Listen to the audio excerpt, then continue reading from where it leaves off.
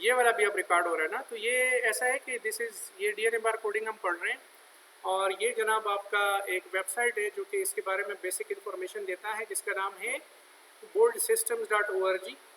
इस वेबसाइट का ये फ़ायदा है कि ये क्या करता है कि बेसिकली ये NCBI जीन बैंक से वो तमाम डाटा ये उठा लेता है जो डाटा आपका मतलब है बार कोडिंग के साथ रिलेटेड होता है, बार कोडिंग के जो सीक्वेंसेस है, और उनको ये कंपाइल कर लेता है। ठीक है, तो यहाँ से नीचे आके जनाब ये वर्ल्ड में कौन से लोग जो हैं इस साइट को यूज़ कर रहे हैं, देखिए पाकिस्तान में लोग यूज़ कर रहे हैं, यूएस में ज़्यादा कर रहे हैं, आज ही का डाटा है, इंडिया में थोड़े बहुत लोग यूज़ कर रहे हैं।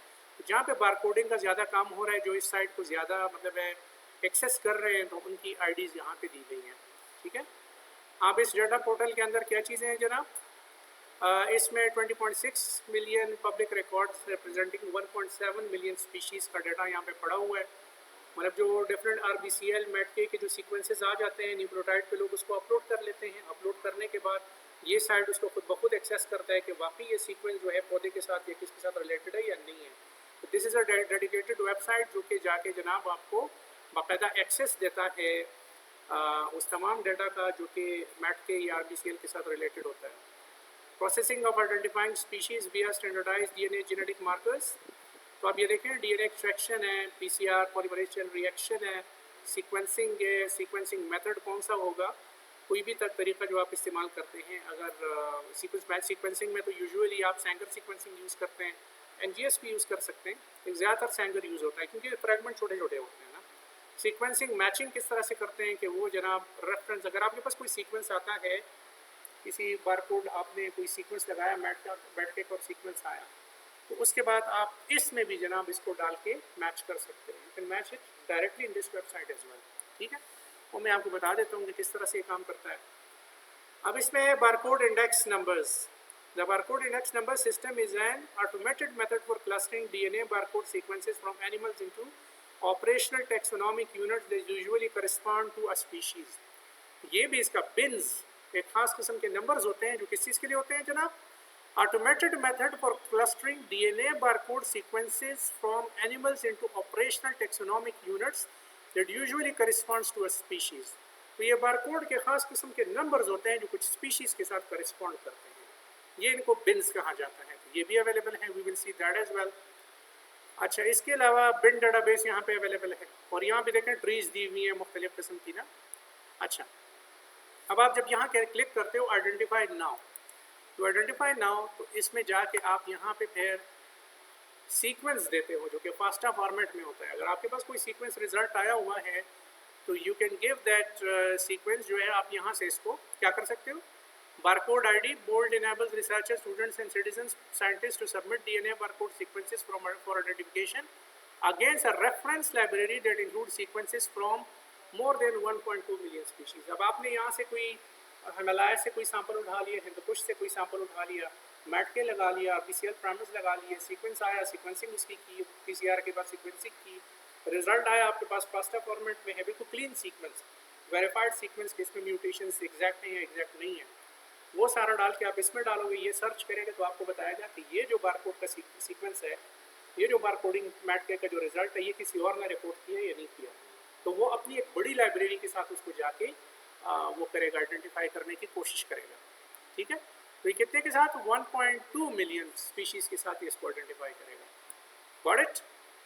अच्छा, आइडेंटिफाइंग इंजन कौन कौन से हैं जनाब, एनिमल लाइब्रेरी है पब्लिक, ये CO1 मार्कर है, कौन सा है, साइटोक्रोम ऑक्सीडेज 1 मार्कर है। ये जनाब आपके पास 500 बेस पेयर के सीक्वेंसेस होते हैं, 658 बारकोड रीजन के अंदर होते हैं, non redundant CO1 sequences of at least 500 base pairs within the 658 base pair barcode regions. तो ये पब्लिक हैं। इस animal species level library public private CO1 sequences species designation of at least 500 base pair with 658 base pair barcode region. ठीक, उसके बाद animal library public and private validated Canadian arthropod library. ठीक, उसके बाद पब्लिक लाइब्रेरी प्लांट की library है, RBCL mat के ITS के सीक्वेंसेस हैं। अब एनिमल्स में आप याद रखें कि हम CO1 is the most common marker जिसको हम इस्तेमाल करते हैं एनिमल्स की। ठीक है, और प्लांट्स में RBCL मैट के और ITS बहुत ज़्यादा इस्तेमाल होता है। फंजाई में ITS और 18S सीक्वेंसेस, 18S rRNA का जो सीक्वेंस है ना DNA, उसको बहुत ज़्यादा इस्तेमाल किया जाता है। ठीक है, हम देखें ना मैट के RBCL, RTS1, RTS2, RTS और markers 18S, RTS1, RTS2, RTS, इसमें सीक्वेंसेस इतने पड़े हुए हैं, इसमें इतने पड़े हुए हैं। तो फंजाई की अपनी डेटाबेस है। अब आप यहाँ देखो ना कि 18S यहाँ पे प्रिवेल कर रहा है, जो कि 18S यहाँ पे नहीं स्टडी किया जा रहा। तो 80 अगर फंजाई को देखना है तो you have to use the 18S। लेकिन एक चीज़ को आप देखें, ITS1 यहाँ भी है, ITS1 वहाँ यहाँ भी है, तो इन दोनों के सीक्वेंस में डिफरेंस होगा, शायद इनके प्राइमर्स द सेम होंगे। ठीक है, एनिमल सेकेंडरी पब्लिक, इसमें 18S और 12S सीक्वेंसेस हैं, 12S rRNA के और 18S rRNA के सीक्वेंसेस हैं। Animal red list library, red list कौन सी लाइब्रेरी है? जो कि इंडेंजर्ड स्पीशीज़ की लाइब्रेरी है। तो ये इन्होंने CO15P मार्कर्स जो हैं उसके लिए इस्तेमाल इन्होंने किए है। अच्छा, तो ये उसके डेटाबेसेस हैं, आपको पता चल गया कि इस वेबसाइट के अंदर कौन कौन से डेटाबेसेस अवेलेबल हैं। Now you have to identify कि मेरा पौधा है या मेरा कोई जानवर है, मैंने किस चीज़ को सेलेक्ट किया है, उसी हिसाब से उसी डेटाबेस में आपने जाना है, जो कि आपका एग्जैक्ट काम होगा। फिर जनाब ऑपरेटिंग मूड, ये काम किस तरह से ये वेबसाइट करता है। Ideal when only looking for species or bin matches.